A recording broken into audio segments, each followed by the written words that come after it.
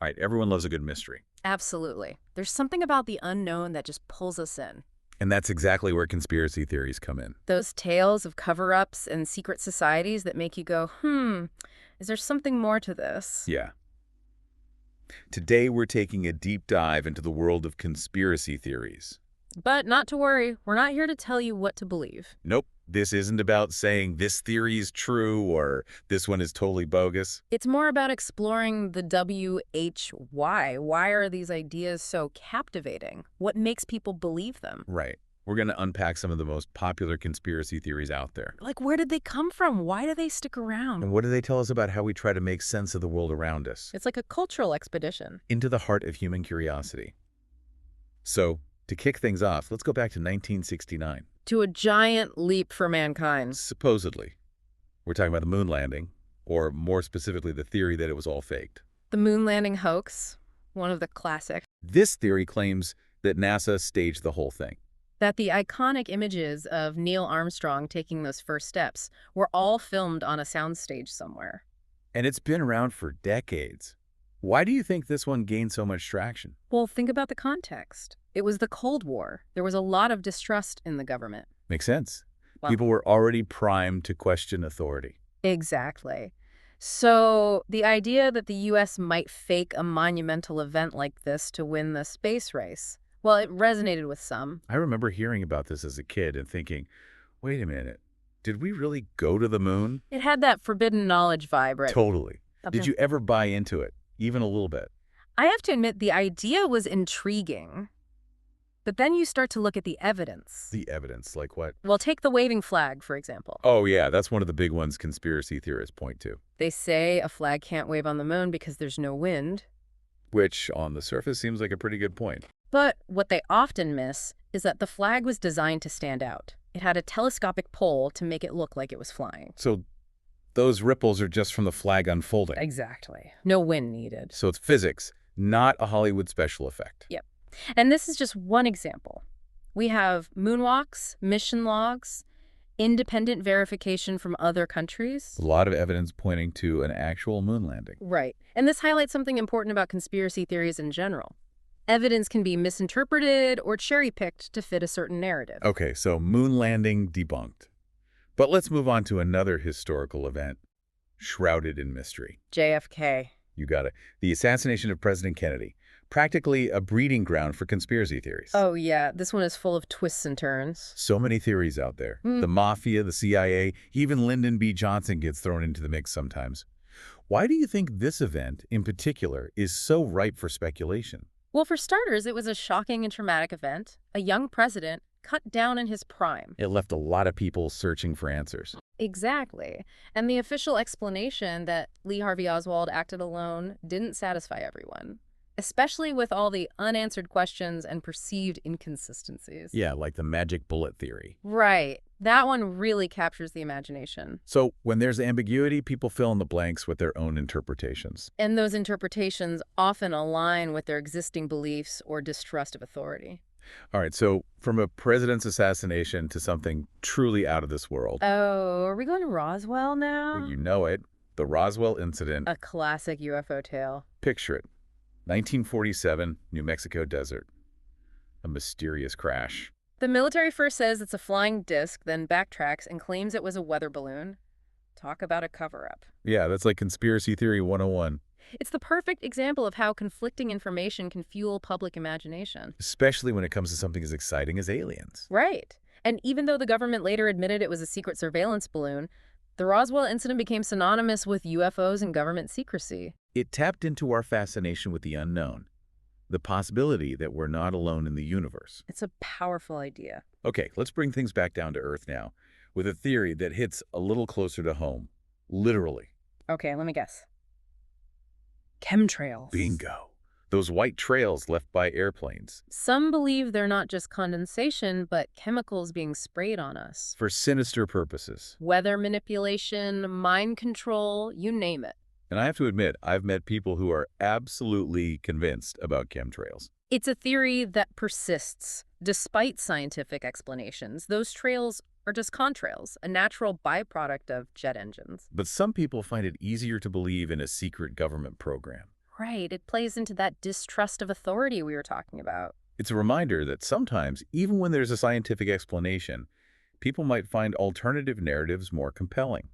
Especially when those narratives confirm their existing beliefs. Okay, before we wrap up this first part of our deep dive, let's touch on a theory that's incredibly sensitive but also important to understand. You're talking about 9/11. Yes, the belief that the attacks were an inside job, orchestrated by elements within the U.S. government. This is one that raises a lot of emotions, and rightfully so. It's a theory that's deeply divided people. Yeah. And it's important to acknowledge the pain and loss surrounding this event. Absolutely. The official investigations concluded that al-Qaeda was responsible. But proponents of the inside job theory point to perceived inconsistencies or unanswered questions. They see evidence of a cover-up. And the sheer scale and impact of 9/11 make it especially susceptible to these alternative interpretations. It's a tragedy that people are still grappling with, and understandably so. Now, before we move on to part 2 of our deep dive, where we'll explore even more theories, I want to hear from you. Right. What conspiracy theories have you encountered? What makes them so intriguing to you? Share your thoughts with us. We'll be back soon to delve even deeper into the world of conspiracy theories. Welcome back to our deep dive into conspiracy theories. Last time we journeyed through some of the most well-known ones. From faked moon landings to aliens in the desert. We even touched on some of the darker theories out there. And started to think about why these ideas capture our imaginations. But now I think it's time we go even deeper. Deeper into the rabbit hole. In a way, yes. We need to understand the psychology behind these beliefs. What makes us susceptible to these narratives? So are you saying some people are just more gullible than others? Not necessarily. It's more complex than that. Our brains are wired to find patterns and meaning, even in random events. So we're all natural-born detectives in a way. You could say that. We're always trying to connect the dots. But sometimes those connections might not really be there. Exactly. And this tendency can lead us down a path where we see conspiracies lurking everywhere. Like seeing shapes in the clouds. Kind of, but with more serious implications. Now, combine this pattern seeking with distrust of authority. And you've got a recipe for conspiracy thinking. You got it. In today's world, it's easy to be skeptical of governments and institutions. Especially with all the information overload and conflicting narratives out there. It can be tough to know what to believe. And this is where confirmation bias comes in. Confirmation bias. It's our tendency to favor information that confirms our existing beliefs, even if those beliefs aren't well-founded. So if I already believe that, say, the government is hiding something about aliens, you're more likely to believe a blurry photo of a UFO than a scientist explaining it's a weather balloon. because it fits my existing narrative. Right. And social media doesn't help.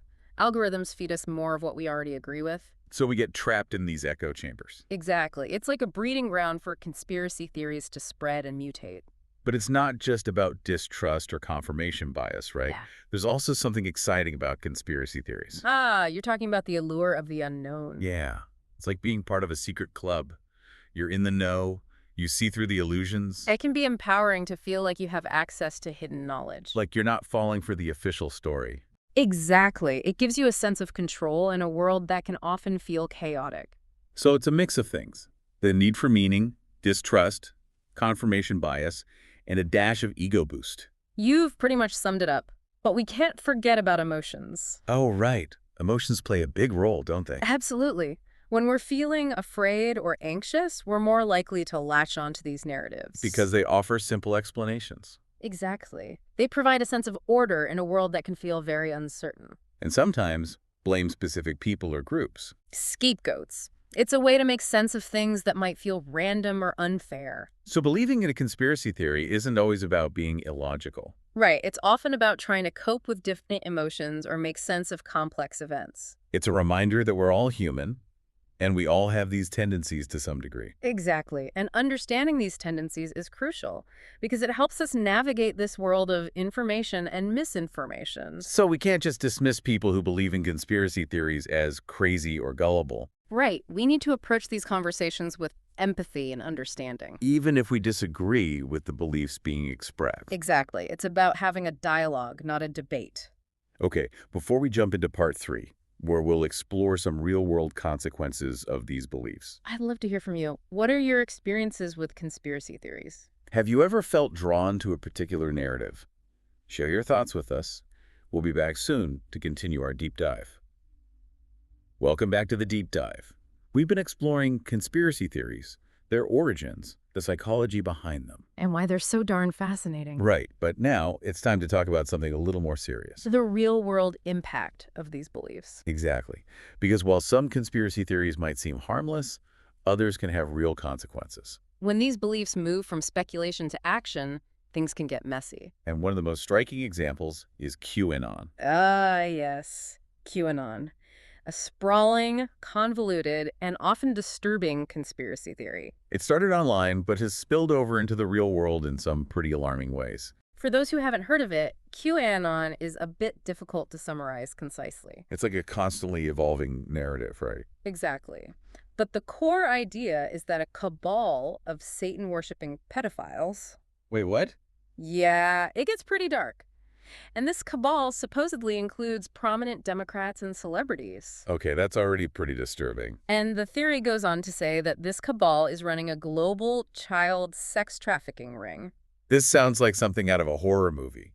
And that's the problem. People believe it. The theory also claims that Donald Trump is secretly fighting this cabal. So Trump is like a superhero in this narrative. Exactly. And they believe a great awakening is coming, where the evildoers will be exposed. Okay, but this is all just a story, right? It's not real. That's the thing. The line between belief and reality can become blurred. And that's where the real-world consequences come in. Exactly. QAnon followers have been linked to real-world events, including violence. Like the January 6th attack on the U.S. Capitol. Right. It's also fueled polarization and distrust in institutions.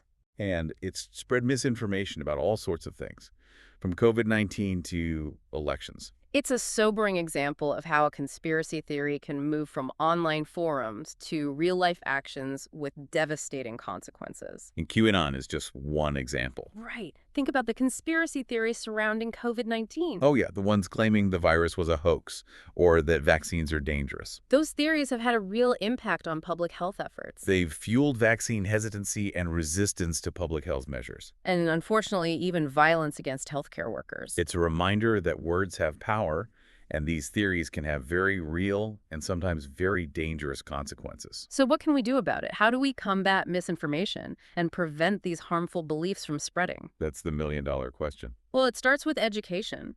We need to teach critical thinking skills and media literacy. So people can better evaluate information and discern fact from fiction. Exactly. We need to learn to question our own biases. Oh, right. We all have biases that can influence how we see the world. Exactly. And we need to consider the source of information. Is it a reputable news organization? A peer-reviewed scientific journal? Or some random blog? Right. Always look for evidence to support claims. Facts, data, expert opinions, not just anecdotes or emotional appeals. And consider alternative explanations. Just because something sounds plausible doesn't mean it's true. There might be a simpler, more logical explanation that doesn't involve secret plots or conspiracies. So don't be afraid to ask questions, do your research, and challenge your own assumptions. Exactly. And remember, not everyone who believes in conspiracy theories is gullible or irrational. Right. They might be grappling with genuine anxieties or searching for meaning in a world that can feel chaotic. So it's important to approach these conversations with empathy and understanding, even when we disagree. Because ultimately, these theories reflect who we are, our hopes, our fears, our desire to make sense of the world. They can be entertaining, thought-provoking, and sometimes even harmful. But by being aware of these tendencies and fostering critical thinking, we can navigate this landscape with more discernment. Well said. We've covered a lot of ground in this deep dive. From the moon landing to